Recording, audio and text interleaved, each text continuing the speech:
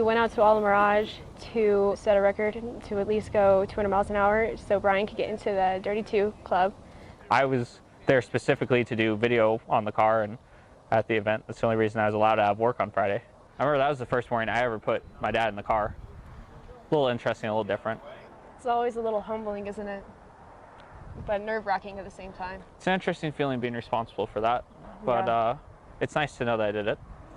I've been around race cars all my life. I never really think anything bad's going to happen, but Right, nothing you know, bad ever happens to us, you know. just goes, you know, like any other day. Never think about it. Like my dad says, if you think about crashing, you might as well just be a spectator. I remember getting final instructions from my crew chief and from the starter, them checking the belts. And I remember taking off in first gear, and this particular time the car sounded perfect. And beyond third gear, I really don't have much memory of the whole thing. I was just thinking, wow, what a great start, and we're going off chasing after him. There's just a big dust cloud. We can't see the car at all. Yeah, for me, because I've been, you know, chasing for almost 3 years now, I pay attention to the dust pattern. You know, when a car is doing well, running fine, you know, going down the course like it should be, like the trail gets longer, and then as it gets longer, the back part starts to get wider. But as Brian started to go down the course, the dirt patterns were doing what they were supposed to do. But suddenly, the dirt patterns weren't getting longer. Instead, they just got bigger. Instead of wider, just huge. And I knew something was wrong. Oh my God. Oh my God. Oh my God. Oh my God. I think the next thing after that I remember is hearing over the radio the crash. And they called the crash, and I automatically assumed Brian just spun out. yeah, we all pretty much assumed, and we're trying to reassure ourselves it was just a spin, that the car's too stable. We don't crash. We know that. We know Right. the car's stable. Yeah, so my dad automatically stopped the car, and he went over the radio, and he's like, "This is the crew for number 2010. Can we go out and retrieve our vehicle and driver?" Shortly after that, Dad took off about 40 miles an hour, straight to where all of the safety vehicles and all the safety inspectors were. I remember the first time we pulled up it was just a big dust cloud. And Oh man, we couldn't see anything. I looked out the passenger side window of the van, and all I see is just a motor and transmission sitting there. It didn't look like a car when they finally did move and got my dad rolled over. It was just, there was no front end, there was no car there. I kind of wandered up towards the crash, trying to see what I could see, not really get in the way of anything. And at that point, I was probably 10 feet away from the windshield or so, or what was left of the front of the car. I could see my dad blinking through the helmet and moving his arms, and looked like he was in quite a bit of pain, but at the same time okay. Everything was still intact in the driver's compartment. It made me feel like he was still safe and going to be okay, because it just, nothing had moved, nothing had budged. No, even the fuses that are like lined up in the passenger side are still intact. They went ahead and cut the cage and the roof off the car so they could take me out. Apparently I was conscious. You can actually see me moving in the video while I'm upside down. When they got there, I was apparently talking up a storm, telling the people I could get out if they wanted me to, and they told me just to hang tight, that they were going to get me out. Once they got me out, they stuck me on a stretcher, and probably about 15 minutes after the wreck, a helicopter arrived to get me out of there. I came up, told them that I was your son, and said that I was the only family you had here. And the paramedic goes, you go, who's the only family I have here? I looked down, I'm like, Dad, it's me, Carter. Held your hand, and at that point, it was, you still had your helmet on, the Hans and everything, the driver's suit on. And Miriam came up and was talking to me and gave me a hug and keeping me calm. And we were both standing there holding your hand, and I was holding hands with Miriam. I was just pleading with the ambulance crews to let me go with on the helicopter. I had to go. It would have been ridiculous if they didn't let you go. Yeah. Like, they weren't sure. They're like, we have to wait for the helicopter to come. They'll know. You're the only one who could tell them who he is. You can't really, you know, say who. Oh, he rattled off his entire social security number at the hospital half an hour after we landed. It was pretty impressive. When we took off, I could just see the debris field for hundreds of feet, and just total yard sale. It was everywhere. The dirt was churned up. Basically, my next memory is being in the hospital. And I remember the doctor telling me, and he was jabbing me in the rib cage right here, saying, you have a collapsed lung, we're gonna have to put a tube in right here. I said, okay. And then again, don't remember anything for a while. Next thing I knew, I woke up and I'm looking at my son. He's at the foot of my bed. And I asked him, did I crash? He said, yeah. And asked him about the car. He said it was totaled. I said, too bad, I like that car. Then I asked him how I looked. He said, you look terrible. You look terrible. So I asked him to take a picture, and which he did.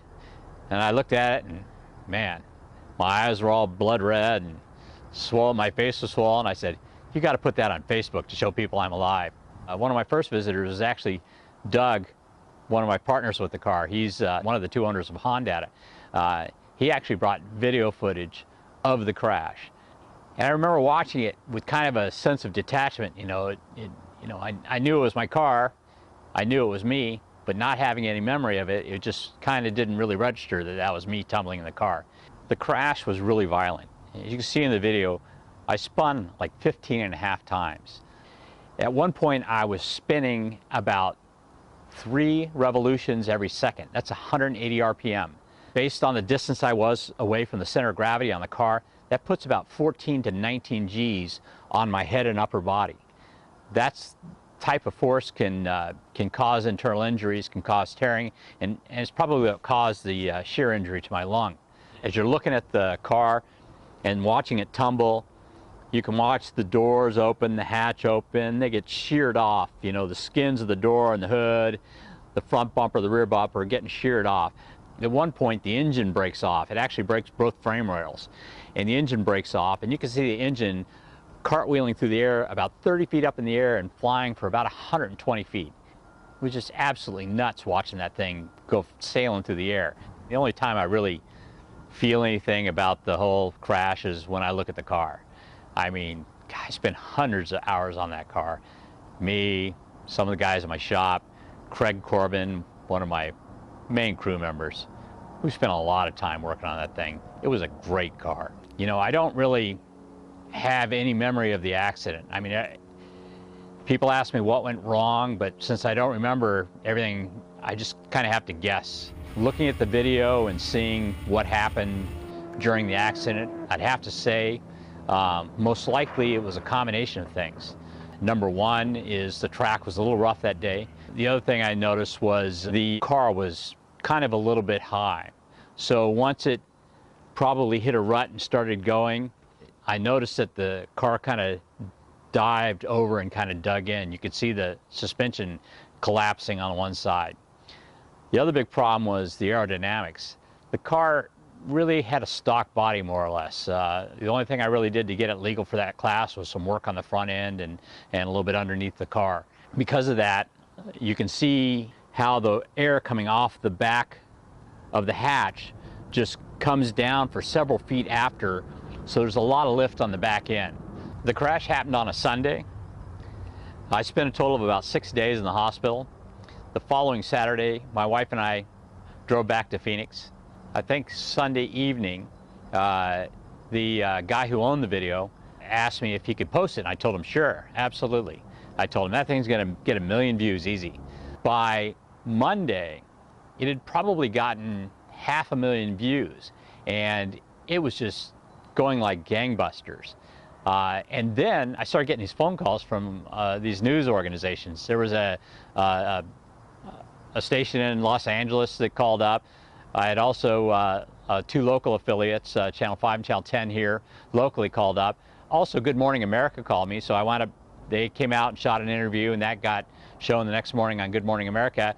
And then the following day, I actually wound up going out to CNN. The CNN interview, they flew me out to New York. I got to stay in this like way trendy hotel. Next morning, I was on one of the morning shows, and that was pretty neat. Flew back. And then after that, I got a call from a television show, Caught on Camera, that goes on MSNBC. That's going to air in March of 2014, and that should be an interesting show. I'll tell you though, it's not all been fun and games. It's been a little rough on my wife. That's her worst nightmare. The one time she came out to watch me road race, I hit a wall head on at about 70 miles an hour. And all the emergency vehicles came to see if I was okay, and So I think she's a little bit concerned that something might happen, and this crash at 200 miles an hour is just crazy. That's one of the reasons I'm not going to be racing until 2015. I'm going to still race.